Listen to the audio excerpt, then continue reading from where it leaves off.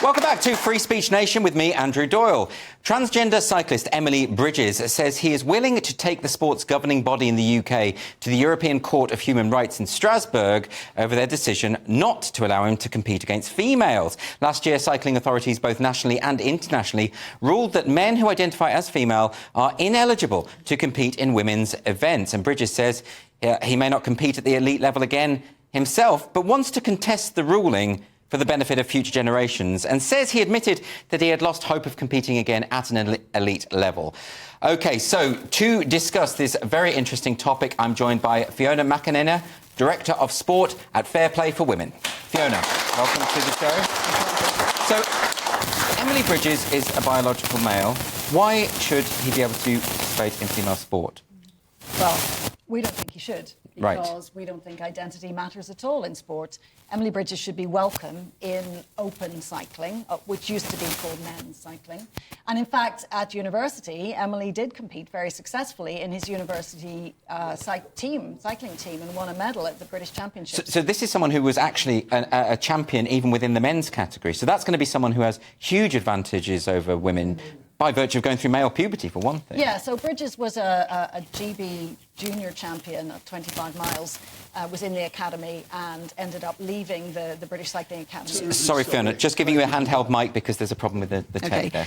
So Bridges left the junior academy, didn't quite make the grade, but of course a male body on a bike is very fast compared to female, and so even being not quite good enough for the men's team, Bridges could still be good enough to be in the women's team if that were allowed, and clearly that'd be grossly unfair. So to give the counter-argument, you know, Emily Bridges has said that this is very, very upsetting, distressing, the idea that the body in charge of cycling is saying, no, we have strict categories based on biological sex, not based on gender identity.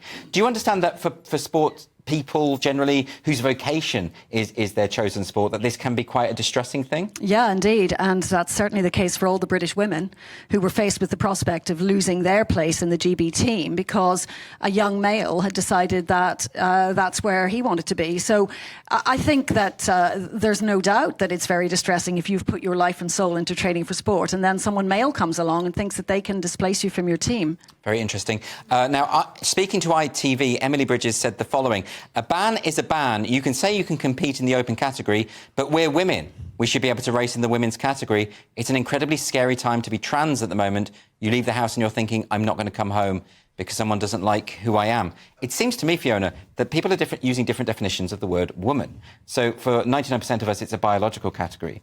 For certain activists, it's an identity category. Am I reading that right, do you think? I think you're exactly right, but I think it's very sad that Bridges would say those things because this is a very safe country to live in if you're trans-identifying.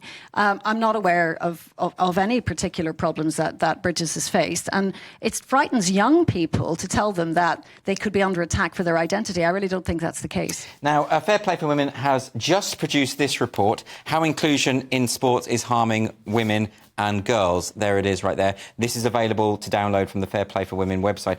This broadens this out. This is not just about Emily Bridges. This is about the principle, isn't it? Could you tell us a bit about this report? Yeah, so we wanted to collate the evidence to say this is not just a few, as you say, a few examples like Emily Bridges. And we know that people are afraid to talk about it. They've been silenced. Women have been threatened that they'd be dropped from their team or kicked out of their club. And in fact, that has happened. And so we've been collating personal testimony from dozens and dozens of women and girls across 25 different sports, and that's what's in our report. And we're making the case that if you have a male and female category in your sport, you've done that for a reason. You know that sex matters in sport.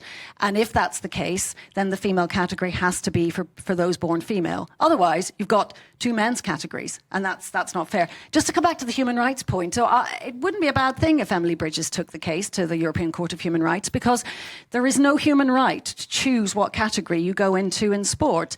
You know, there isn't even a human right to sport, but there are laws, international laws against sex discrimination, and so I wouldn't be unhappy to see that being tested in court. And of course a lot of this is about fairness, but a lot of your critics would say, but you know, there isn't an epidemic of trans athletes winning all the medals. What do you say to that? Well, most of us don't win medals, do we? I mean, there are 18 million women and girls in the UK doing sport. Mostly we don't win, but we all hope for fair competition. And if there is a male, then they're going to be 10% faster, they're going to be 30 to 50% stronger. And we know already that young women and girls are being put off because they feel it's not fair, sometimes it's not safe. We've seen some huge problems in football with safety. Just one trans-identifying male player can create safety risks. And it's not necessarily their fault, except that they're there, but they can create safety problems for all the other women in the team. So it's a big problem. And Fiona, am I right in thinking a lot of girls are a bit nervous to speak out about this, even if they feel that it is unjust, because of the stigma? You know, they see people called transphobe and bigot and far right just for raising these concerns. Am I right about that? You're right about that. And in fact, the Sports Councils produced a report on this in 2021 when they put out their new guidance saying that it is not possible to balance trans inclusion in the female category with fairness and safety for women and girls.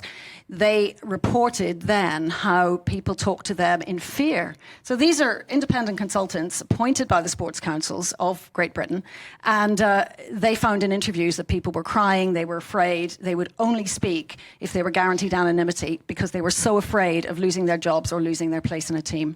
And as you say, it's not just about fairness. There's physical safety to consider here, isn't there? Yes, I mean, in some sports, particularly team sports, football, cricket, hockey, you can get really badly hurt. Yes. And the sheer physicality of a male means that, for example, in football, people have told us they can't even tackle a man when they're playing football because you just shrug them off and they just end up afraid of being hurt. Yes. So rugby made fair rules for this a couple of years ago at world level. The UK rugby federations didn't catch up until 1 year ago. Even they finally saw sense. And now we're seeing other sports catch up, but a lot of them are afraid of being sued. And that's why Bridges is making this threat, I think, because people really don't want the time and the distraction of having to go to court. I mean, a lot of people were watching this thinking, how did we get to this point? It seems like a no-brainer that obviously we divide sports by biological sex and that should stay that way. Why do you think this has happened?